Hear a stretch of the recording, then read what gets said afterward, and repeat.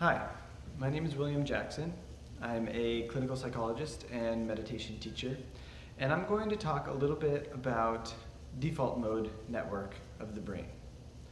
So to give some context to this and why I'm talking about it, I'd like to give a little bit of evolutionary background in kind of mental development. So if you think about way back when we were developing as human beings in our habitat of evolution, the more anxious that we were, the more that we worried maybe about our surroundings. Oh, what's that rustling in the bush? Maybe I should go check it out. Or wondering if somebody was thinking bad things about me and they were going to cut me off from the tribe. Whatever it was, those kind of nervous, anxious ancestors were the ones often who stayed alive. And because of that and many other reasons, a lot of our negative emotions are more prevalent in our day-to-day. So when we talk about kind of default mode network of our brain, this has developed over millennia, so a long time of human evolution. The nice thing is, more recently, we've developed this idea or come across this idea of mental plasticity or physical plasticity of the brain, meaning the brain can change. So as an example, a couple of years back, they did a study on taxi cab drivers in England.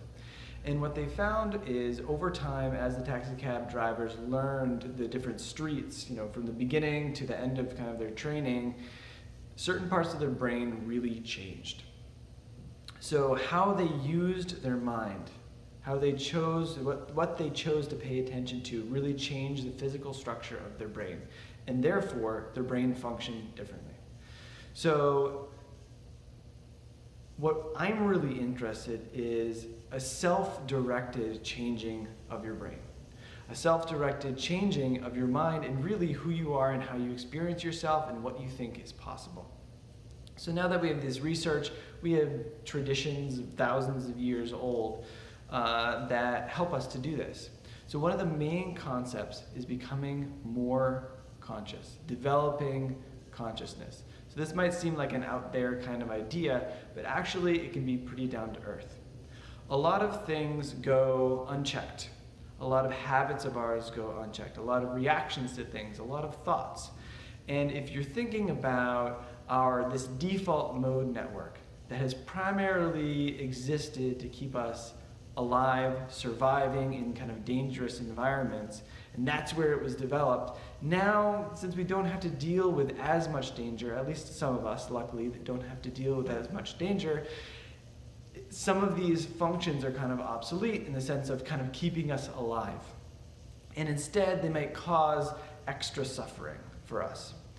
So we're not really built for happiness over time, but we're really built for kind of passing on genes, staying alive. However, we do have this amazing ability to be aware and to bring things into awareness, to create more awareness about our habits, about ourselves, about our environment, what things will bring us happiness. So default mode network is this kind of anxious, kind of thinking about oneself, worrying, regretting about one's past. It's what's happening while you're driving in your car, while you're in your shower thinking about your to-do list. So when we practice something like mindfulness, when we become aware of what we're doing, what our priorities are, what we're paying attention to, we're really shifting the focus of our brain.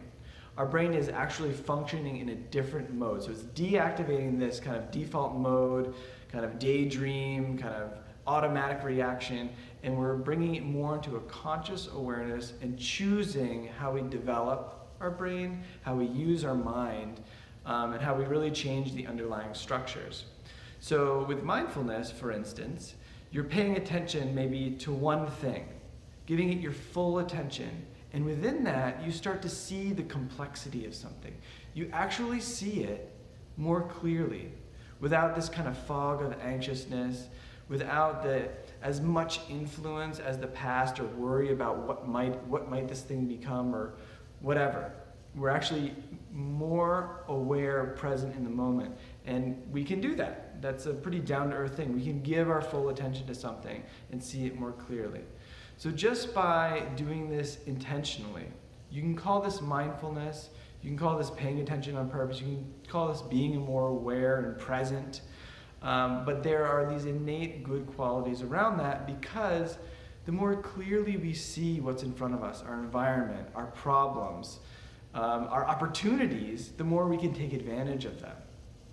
And also, the more that we can change that underlying structure to be more conducive to seeing things clearly, choosing how we change our mind, how we change our brain, and creating the future and the person that we've always wanted to be and that we've always imagined. So that's possible. We have the ability to change that. So practicing meditation, awesome. Intentionally paying attention on purpose, creating awareness, awesome.